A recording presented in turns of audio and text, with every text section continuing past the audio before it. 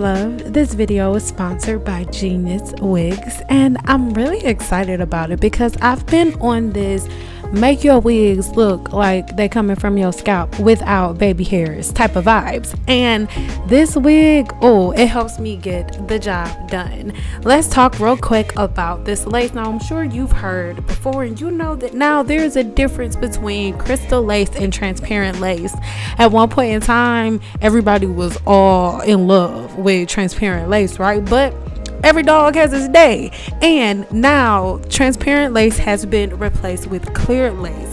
And I love clear lace. Why? Because the knots are way smaller, so it's way less obvious. And of course, it is pre-plucked, pre-bleached, and all of that. But because of this clear lace, it makes it lay even flatter, making it flush to your scalp. So look, because of the clear lace, we can knock the baby hairs, because I know that, you know, it's been adopted and people are doing it on their natural hair, which is fine. But in reality, the only reason that it came along, and I know that it came back because back in the day, people used to do baby hair, right? But we're not talking about that.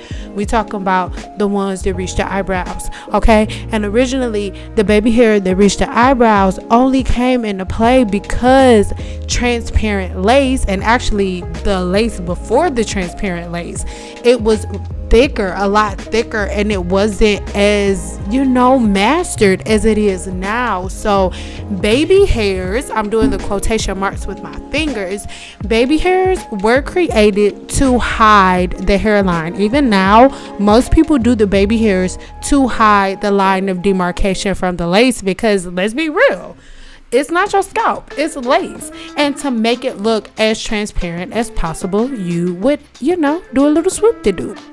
So yes, honey sugar pie, you will see the cap because your girl works from home, okay? I was not going anywhere, and the working I was doing was going to be straightforward, so nobody was going to see the cap. So you just imagine that you can't see it.